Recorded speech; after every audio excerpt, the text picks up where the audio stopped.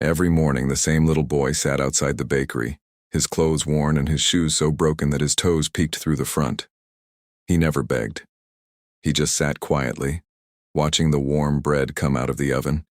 His eyes full of longing he tried to hide.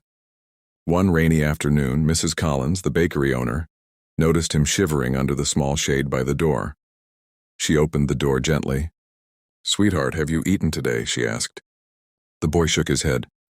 "I'm okay, ma'am. I'm just waiting until the rain stops."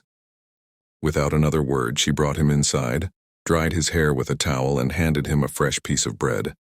The boy stared at it as if it were treasure. "For me?" "Yes," she smiled. "For you." For months, she left a small bag near the door every morning with bread, cookies, sometimes even warm soup. The boy never asked why. He just picked it up, whispered thank you, and disappeared down the street. One morning, he didn't show up. He didn't come the next day, or the next week. Mrs. Collins felt a strange emptiness, not knowing if the little boy was safe. Years passed. One winter, a tall young man walked into the bakery wearing an expensive coat. "Are you Mrs. Collins?" he asked softly. "Yes, dear. How can I help you?"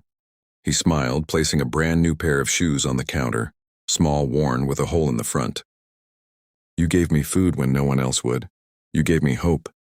I kept these shoes to remind me where I came from." She covered her mouth in shock. You're that boy?" He nodded.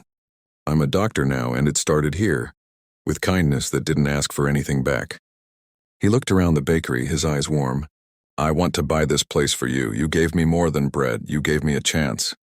Mrs. Collins's eyes filled with tears, because sometimes the smallest act of kindness becomes the reason someone survives.